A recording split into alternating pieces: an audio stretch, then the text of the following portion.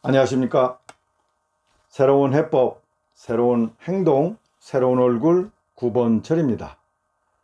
오늘은 51회 성장해법 제9호 정의 대 반정의 그리고 평생복지라는 주제를 가지고 말씀드리겠습니다.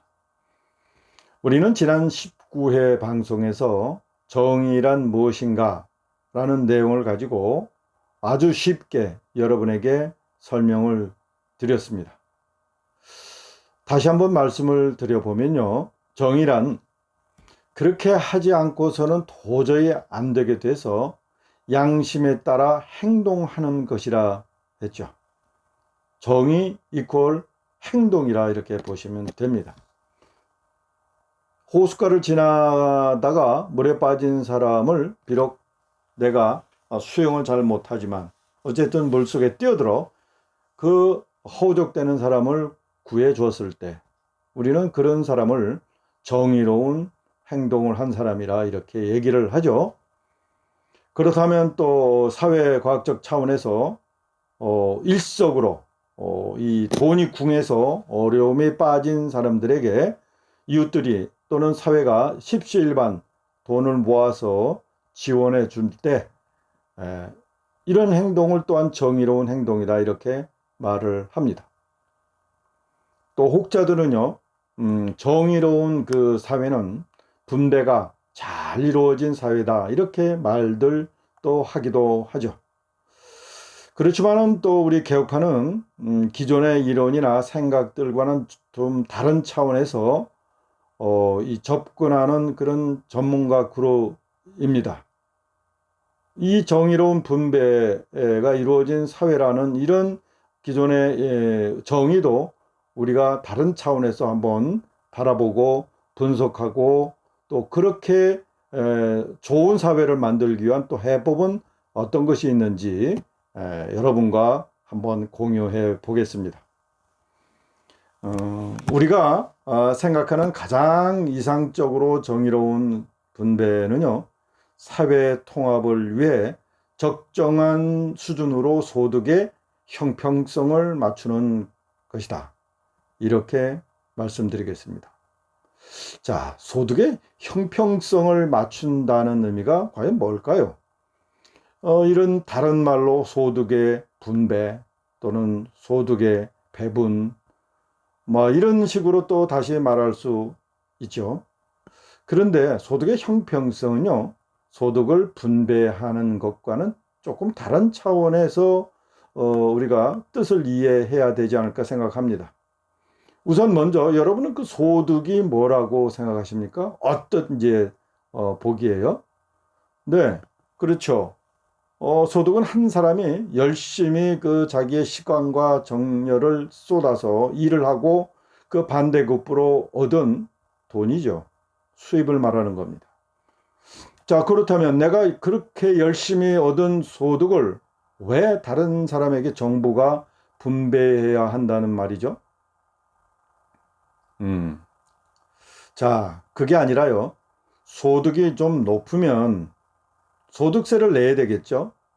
자, 그러면 정부는 그 소득세를 걷어들여서 그 돈으로 소득이 낮은 사람에게 이전, 즉 소득 이전을 한다는 의미가 아니겠습니까?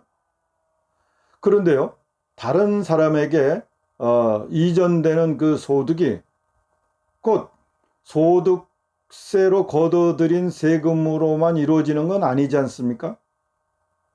자, 또 정부가 소득을 이전한다고 하더라도요, 소득세를 내는 사람에게 물어보고 결정하는 것도 아니지 않습니까? 현실적으로 걷어들인 세금을 어떻게 쓸 건지는 정부와 국회가 알아서 정하는 거죠. 세금 납부자가 아니잖아요.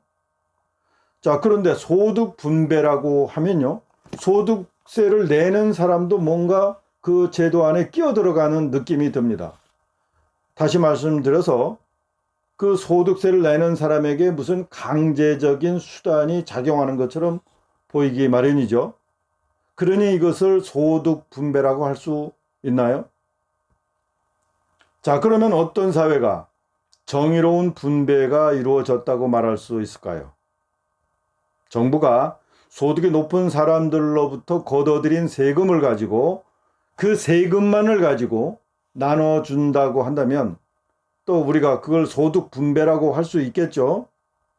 그러면 이제 그 소득세로 걷어들인 그 세금만을 가지고 나눠준다면, 그래서 소득의 균형을 맞춘다면 이제 우리가 그 사회는 정의롭게 분배가 이루어졌다고 얘기할 수 있을지도 모릅니다. 그런데 그 소득이 낮거나 없는 분들에게 이전되는 그 소득이 꼭 소득세로 통해서 이루어지는 것만은 아니지 않습니까? 다시 말씀드려서요. 소득세만을 가지고 소득이 분배가 이루어지는 나라는 없다는 얘기죠. 또 하나는요, 정의로운 분배가 과연 어떤 기준이냐, 그 기준조차도 없습니다. 네. 다만 다른 나라들과 비교해 봤을 때 통계적으로나 어떤 기준이 있겠죠. 좀 비교해 봤을 때 수치상으로 조금 더 낫다라고 판단이 되면 A 나라는 B 나라보다 조금 소득 분배가 좋아졌다, 좋아진 나라다, 이렇게 평가를 하는 거죠. 비교 차원에서 이렇게 단순히 비교해 보는 거지, 그 어떤 나라가 절대적으로 소득 분배가 잘 됐다, 저 나라는 정의로운 사회고 정의로운 분배가 이루어진 거다, 이렇게 소위 말해서 극단적으로 얘기할 수는 없다는 얘기입니다. 그런데 이런 극단적인 기준이나 극단적인 생각을 표현하는 사람들이 있어요. 즉 분배를 거품 물고 얘기하는 정치인들이 있는데요, 참 이상합니다. 이런 사람들은요, 자기가 가지고 있는 건 절대로 내놓으려고 생각을 안 해요. 지금 현재 많이 가지고 있는 사람들을 뺏어서 나는 가만히 있고 그 뺏은 돈을 나눠줄게, 이렇게 말하는 사람들입니다. 저희 진보 또는 좌파라고 하는 사람들이죠. 참 그 사람들의 생각은 저들과 같은 그 정상적인 사람들이 도저히 이해할 수가 없습니다. 그래서요, 우리 개혁파는 이제부터요, 소득 분배라는 말을 쓰지 않겠습니다. 그렇게 되면 뭐가 잘못되나요? 소득은 소득일 뿐, 정부가 하는 일은 소득 분배가 아니라 다른 사람에게 이런저런 걷어들인 세금을 가지고 그 사람의 부족한 소득 부분을 채워주는 거, 소득 지원이죠. 소득을 지원한다고 해야 하지 않을까요? 여러분, 소득 분배와 소득 지원, 어느 것이 더 정감이 가는 말이죠? 네. 소득을 내는 사람은, 그 소득세를 많이 내는 분은 또 소득 지원이 또 그렇다고 말씀할 수도 있고, 또 소득을 받는 입장에서는 소득 분배다, 이렇게 말씀하실 수도 있겠죠. 그거는 뭐 듣는 형편에 따라 듣는 분의 차이가 있을 수도 있는데요. 어쨌든 우리 개혁파는요, 소득 분배보다는 소득 지원이라는 말이 그 성격에 맞다, 이렇게 여러분께 말씀드립니다. 우리 개혁파는 소득세 징수와 소득을 지원하는 차원에서 무차별적으로 하는 그런 그 막대 먹은 제도를 생각하지도 않는다고 말씀드렸어요, 옛날에. 그러니까 이런 거죠. 현재 소득이 얼마이건, 내가 재산을 얼마를 가지고 있건 상관없이 매월 10만 원, 기껏해야 10만 원, 20만 원, 뭐 30만 원, 뭐 5년 뒤에 뭐 30만 원까지 지원하겠다고 하는 이런 원시적인 배급을 소득 분배 또는 소득 지원이라고 포장할 수는 없죠. 무차별적으로 나누어 주는 것은요, 그냥요, 배급일 뿐입니다. 우리 옛날에 강냉이 죽을 배급받았잖아요. 배고픈 아이도 죽 한 그릇, 배고프지 않은 아이도 죽 한 그릇. 아니, 이걸 어떻게 분배라고 말할 수 있죠? 이거는 그냥 배급이죠. 자, 분명합니다. 이런 형식은, 이재명식의 그런 기본소득 개념은요, 그건 배급이지 소득 분배, 소득 이전이 절대로 아닙니다. 이런 말씀을 드리니까 옛날에 제가 살던 대청도에서 죽을 점심에 배고팠다 먹던 그 시절이 생각이 납니다. 여러분, 우리 사회는요, 그리 간단한 그런 나라가 아닙니다.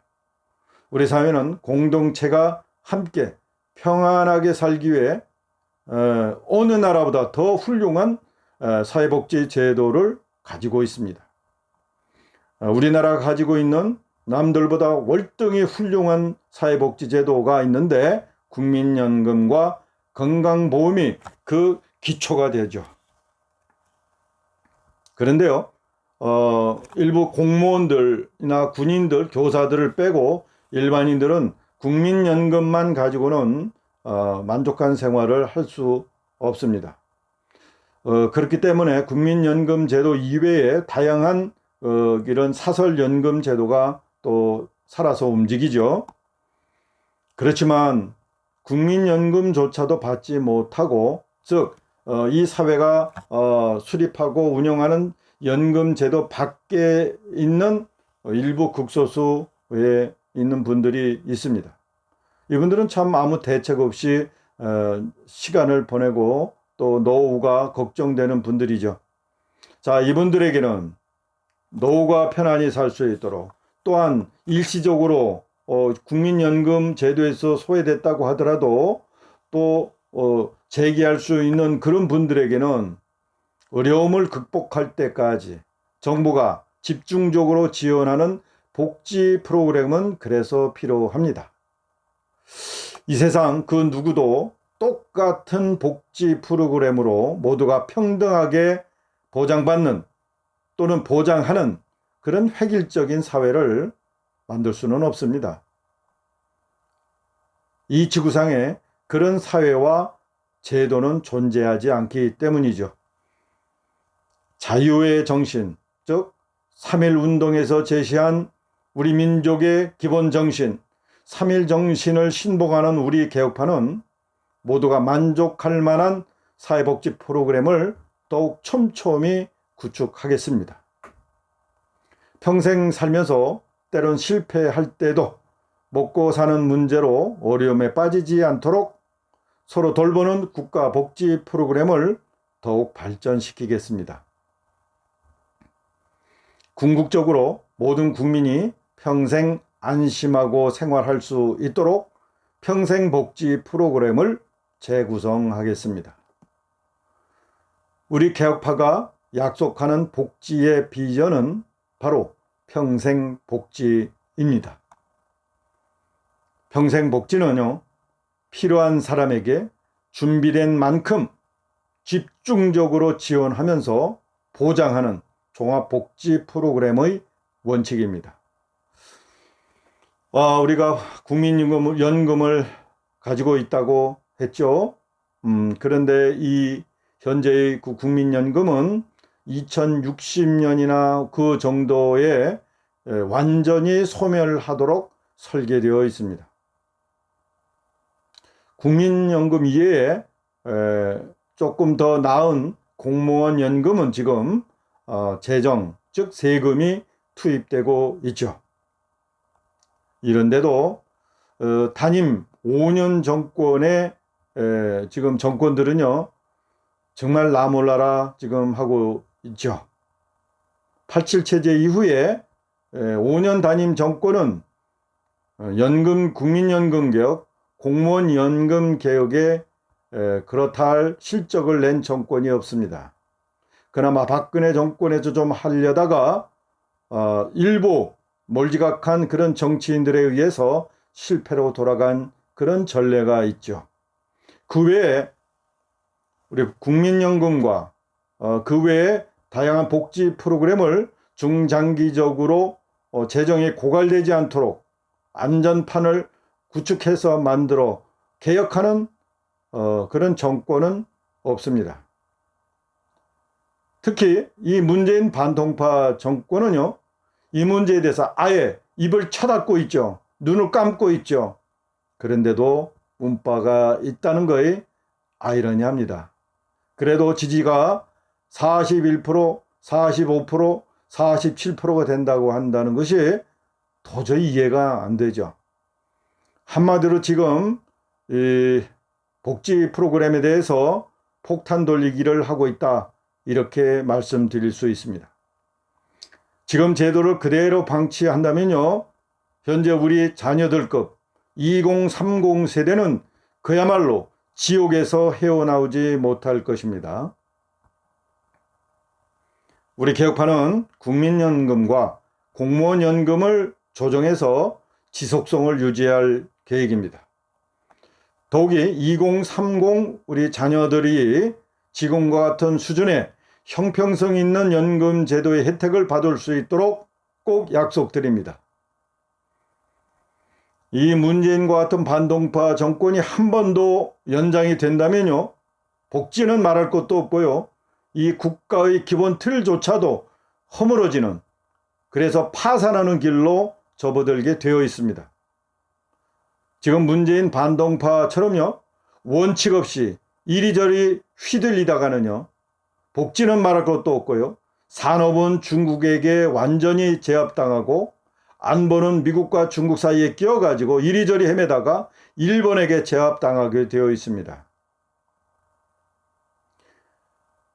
자주 말씀드립니다. 국내 산업은요, 특히 중소기업, 특히 첨단 기술 산업은요, 문재인 반동파 이런 유의 아이들이 계속 집권하게 되면 중국인들이 전부 공장과 기술을 사들이게 되고요, 고급 기술은 다 빼먹고 공장은 폐쇄하게 되어 있습니다. 한마디로 이 나라는 끝장나게 되어 있죠. 우리의 이런 경고를 정말 에이 설마 하면서 그냥 흘려 들으면요, 이 나라는 정말 돌이킬 수 없는 밑바닥까지 떨어질 수밖에 없다고 분명히 말씀드립니다. 고종이 일본에 나라를 팔고 2만 원을 받았다네요.